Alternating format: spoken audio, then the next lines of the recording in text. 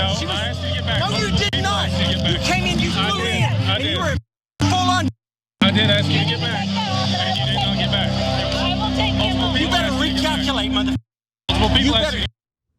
You better recalculate, mother effer. The person you heard in that audio is former White House doctor and now Congressman Ronny Jackson, who was tackled to the ground and even placed in handcuffs by police in Amarillo, Texas. Now, this happened last month. It was at a rodeo. Sounds like a lot of fun. And the Texas Tribune just released body cam and dash cam footage of the arrest, which again took place last month on July 29th at the White Deer Rodeo.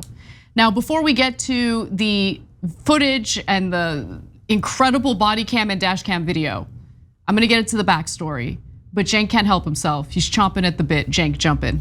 No, this is amazing because if you don't remember, Ronny Jackson's nickname at the White House was the Candy Man, because of all the pills that they said, rumors were that he passed out to anyone who asked. And so we'll get later to his sweaty press conference about Trump, which was hilarious. But I gotta give the brother credit. Those two things, you're a full-on penis. It's hilarious.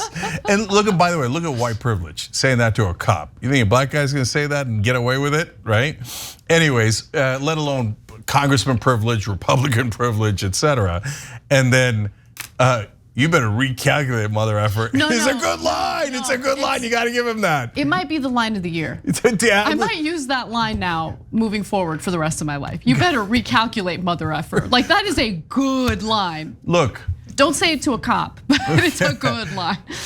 Fairest show in America, okay? We are not, you're gonna see here, we got no interest in the Candyman, okay? No. But we're fair, line of the year. Okay, and by the way, let me just say, my take on this story is jury's still out. And I'll explain what I mean after we get to all the details, everything we know as we share this story with you today. So, backstory. As I mentioned, this all took place on July 29th at a rodeo in Amarillo, Texas, okay? There might have been some high spirits, if you know what I mean. No, I do, and the Candyman knows. The Candyman knows. So the Department of Public Safety trooper, who is identified in a sheriff's report as Trooper Young, repeatedly told Jackson that multiple people asked him to step aside so EMS could respond to a medical emergency involving a teen girl. So a teen girl was experiencing a medical emergency. Apparently this, a DPS trooper felt that Ronny Jackson was in the way. EMS workers needed to get to the girl and he was standing in the way. That's what allegedly started this whole kerfuffle, okay? Jackson, a physician to two presidents, Obama and Trump, disagreed and continued to confront Young on the sidelines of the event, with bystanders physically restraining Jackson as he lunged toward the trooper, jabbing his finger and yelling profanities.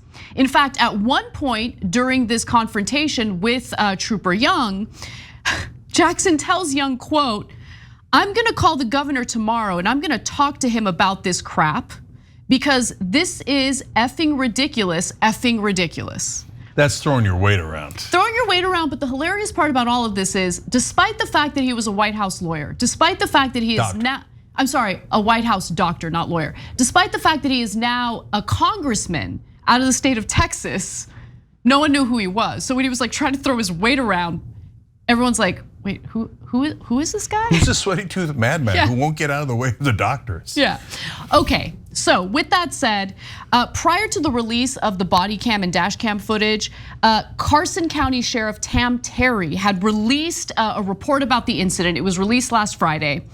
And so the allegation here is that a teenage girl was experiencing a medical emergency of some sort, and the authorities wanted Jackson to step away and make room for EMS. The report included accounts from multiple officers who responded to the scene late on the night of July 29th at the White Deer Rodeo.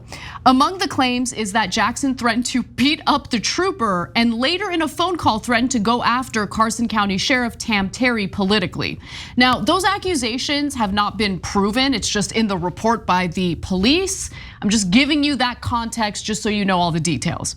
Now, with that said, Jackson's office has said he was summoned to help with a medical emergency involving a teenage girl before first responders arrived, but was briefly detained amid the chaos and confusion, according to his office. His office has emphasized he was not drinking, though the sheriff's report challenges that assertion. Okay. Well, it's possible that he wasn't drinking. He was doing other things. It's possible. It's possible he had a Pez dispenser with him. I'm not saying anything. I'm just saying. Didn't have to be alcohol. So final bit of information to give you before we go to some video. In response to the report from the sheriff, a Jackson spokesperson issued a defiant statement saying he was prevented from giving medical care due to overly aggressive and incompetent actions by local authorities. The spokesperson, Kate Lair, said Jackson would not apologize for sparing no effort to help in a medical emergency in a hectic environment. Okay, so that's the backstory. Those are the details. Now let's take a look at the dash cam footage and I'll explain to you what you're watching, or if you're not watching the show and you're listening to the audio version of the show, I'll explain what's happening in the video. Again, this is the dash cam footage, okay? So the dash cam video provides another angle of Jackson furiously confronting the trooper before leaving the rodeo. So you see that there, he's wearing the red, okay? Jackson is the individual wearing the red shirt. He's very animated. He's poking his finger into the chest of the trooper. The video contains audio of the confrontation, which occurred near the hood of the trooper's car, but country music unfortunately drowns out the voices and is copyrighted, so we didn't use any of the audio here. One of the songs is Irish Goodbye by Treaty Oak Revival, which I've never heard of, but the song sounded pleasant. Was one of the songs Try That in a Small Town? I don't know. Because he just found out. He just found out. Okay, but that's just the beginning, okay? So that's the dash cam footage. Let's get to some of the other footage, okay? This is the body cam footage that we're about to show you, and it shows how the situation is escalating, okay? So about 16.5 minutes into the body cam video, Jackson and other people are crouched over the person experiencing the medical emergency when the trooper appears to gesture toward Jackson to get back. Okay, Jackson eventually, as you can see there, rises up and appears to be confronting the trooper angrily, and is then led away from the trooper. Okay, so that's what you see. And obviously it is a chaotic scene, to be fair. There's a lot going on. And in the midst of that chaos, you see the trooper constantly having it out with Ronnie Jackson, okay? Now, after escalating the situation, the tackling and arrest take place. So the video shows two officers taking Jackson to the ground, okay, that's what you're watching right now, and handcuffing him, holding him to the ground with his face down. It's not until 50 seconds later that Jackson is shown standing up again. And by the way, there was for some reason no audio in this part of the video, but you do see him getting tackled and handcuffed. Okay, so here's my analysis. Again, we're the fairest show in America. He is a doctor, right? So he might have, in his whatever state he was in, gone to help originally. And so, as you're gonna see later with the Trump tapes, is he a doctor? I don't know what's going on in Ronnie Jackson's mind, but to be fair to him, he's trained as a doctor. And it's not like a PhD or anything. He's a medical doctor. So him going to help in the beginning, nothing wrong with that. In fact, it's a good thing, right? But now the EMS guys have got it handled, and then he makes it weirdly personal, and he's distracting from helping the girl, which is what is the most important thing, right? I mean, especially if you're a doctor, you went to go help the girl, get out of the way, let them help. And then he distracts the cops and everyone else and creates this giant drama. Now, look, I don't know what he's on, but that's what intoxicated dudes do, especially. Yeah, look, the real question to me, because we're not done giving you all the details, right? There were witnesses there, and I think the account from the witnesses is important. We'll get to that in just a moment. But to buttress your point about him seemingly intoxicated, I want to go to the final video. You can hear the audio here. Just listen to how he's communicating. I think it kind of provides a little bit of merit to what Cenk is saying here. Let's watch. I was just trying to help, dude. Okay. This has nothing to do with who I am or what I do. I was in the ER doc, man. Okay, let me speak. I know you were there to help, right? But I got EMS coming on scene. I got multiple parents. Nobody was there yet, though. Yes, they were. No, they weren't. They was just rolling up as I was said, hey, we got a clerk coming. Multiple people moved out the way. You came down on your knees, and somebody was trying to put something in her mouth that didn't need to be. We asked not to, right? We asked not to. Because she was, listen to me, I'm an ER doc. When I tell people to get back, we get back. You do not get. Here's the deal. You do not. Let me tell you, you do not. I'm a board certified emergency medicine physician. She was awake and she was alert. She was looking at us and she was responding. And they said she might be hypoglycemic and they were going to put some. She was anemic. No, you don't know what. You don't know that. What was stated to us. You don't know that, dude. You didn't do a CBC on her. You don't know she was anemic. She was most likely hypoglycemic. Okay. I'm an ER doc. Look, okay. I'm glad you're an ER doctor, but you're not EMS and you're not emergency services. Dude, those guys work for me. I'm an ER doc. Okay. Okay. So what they're talking about here is the trooper was irritated with him because he shows up and he tries to put a gumball in the teenage girl's mouth because he suspected, Ronnie Jackson suspected that the teenage girl was suffering from low blood sugar. Yeah. But like, how do you know that, right? Like, by the way, how does the trooper know that she's anemic, right? Like, these are the details that have not been reported yet or sussed out. But the idea that you just like swoop in there and like low blood sugar, here's a gumball. I mean, just chill out, bro. Like, chill out, back up. Let's try to figure out the situation. It's a chaotic scene to say the least. But the real question is, did Ronnie Jackson hear the trooper tell him to step back so EMS can do their job? And witnesses who were there at the time say, no, the sheriff did not make that clear. And it is very likely that Ronnie Jackson did not hear him and did not intend to do anything wrong here. He just didn't know because the trooper didn't make it clear that he needed to step back. Let me just give you the witness's account. Graphic 8 here. 2 witnesses, Chris and Jody Jordan, said they were 5 to 6 feet away from the initial confrontation. They said they do not believe Jackson received adequate notice prior to his apprehension that he needed to back away because EMS was on the way. They said officers barely missed the concrete when they took Jackson to the ground. From our view, he never saw EMS. Jody Jordan said he was away from the patient before they showed up on the scene. The Jordans said they believe Jackson acted responsibly. Quote, he was simply trying to help someone, end quote. And that's from Chris Jordan. So look, it's a very heavily Republican area, but to be fair to the cops, they're more likely to be Republican too, and they weren't taking any of Jackson's crap. So look, I don't know what to believe there in that regard, but I'm not here to try the guy. Let him go to court and deal with it there. But I do know that the usual right-wing position is, why don't you just listen to the authorities? If you had listened to the authorities, none of this would have ever happened. The police are always right. The police are right, even if they're not right, just listen to the cops. Why won't you listen to the cops? And in this case, there's some truth to it. He's talking a million miles an hour. He's distracting everybody from the girl. Right. Right? Like, there's no need for it. Look, like I said from the first minute, he is a doctor. If he went to just go help the girl, and then when other help came in and he backed away, then he would have been a hero instead of whatever that turned out to be, right? And so, guys, here's another way that you could definitively know who's right and wrong. They didn't talk about this for a month. This happened a month ago. The video comes out today, right? Now, do you think that Ronnie Jackson, if he was a victim, would have just sat around and be like, oh, don't talk about it, right? No, you know how Republicans are. Oh, I was the victim of the deep state, right? He's a full-on MAGA Trump dude. And so instead, he's like, oh yeah, no way, man. And he hid it, and then now that it's come out, he's like, no, it wasn't me, and I wasn't intoxicated, no way.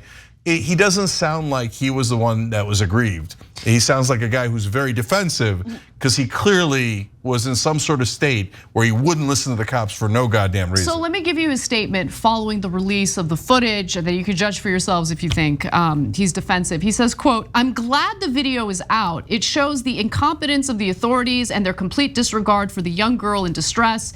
We have the best sheriffs in the country here in the Panhandle in North Texas. Unfortunately, the sheriff in Carson County is not among them. And then he did apologize for one thing. He says, I will apologize for my language, but I will not apologize for getting upset and speaking my mind considering the circumstances. If I had to do it again, I would still step up and act in a life-threatening situation. I will always help someone in need. I will not apologize for that. No, but that's not the issue. It's a clear misdirection. We just told you, like, if you stepped up to help her, we're on your side, right? And you did in the beginning, and you were like, I said it a minute ago, like, God bless in the beginning, right? Then when they tell you to step away because EMS has showed up, step away. So it's not hard. Look, guys, and yeah, I'm glad they released the video. If you say so, brother, but it sounds defensive to me. Anyways, it doesn't matter because he'll go, they'll deal with it in court. And I'm not here to prosecute him, but I am here to have one more piece of fun because this guy was the doctor at the White House, including for Obama. But he was very impressed with Donald Trump, and Donald Trump was quite happy about it. So let's show you the last two videos here. Let's show you the first one. Where's Ronnie? Where's Ronnie? Oh. He was the White House doctor. He was a great doctor, He was an admiral, a doctor, and now he's a congressman. I said, which is the best if you had your choice? And he sort of indicated doctor because he loved looking at my body. It was so strong, powerful. But he said, I'm the healthiest president that's ever lived. I was the healthiest. I said, I like this guy. I don't know who the hell he is at the time. I said, but I... Trump liked him because it was another dude who liked looking at his body. Okay. These guys are hilarious, man. No, Trump is legitimately hilarious in that clip. Yeah, accidentally so. But all right, now finally to the Ronnie Jackson press conference where he explained how manly and healthy Donald Trump was. I was not going to do a cognitive exam. I had no intention of doing one. The reason that we did the cognitive assessment is plain and simple because the president asked me to do it. I went through and I looked at a variety of the cognitive assessments that were available. Most of them were very simple, very short, and I think that's the goal actually for primary care providers in doing this is to keep it simple, keep it short. We picked one of the ones that was a little bit more involved. It was longer. It was the more difficult one of all of them. It took significantly longer to complete, but the president did exceedingly well on it. So. That was not driven at all by any clinical concerns I have. It was driven by the president's wishes, and he did well on it. Okay, so that's him explaining it. He bragged about how great a shape Donald Trump was in a different portion of that press conference, but he looked like a sweaty mess. He seemed way more defensive in that clip. Oh, he did, and I'll tell you why. I didn't order a cognitive test. I didn't think he needed it. All right, okay. Okay, but guys, within that cognitive test conversation, the reason he's being defensive about it is really interesting.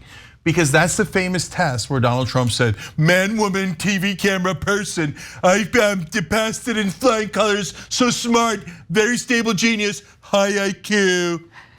It was a dementia test.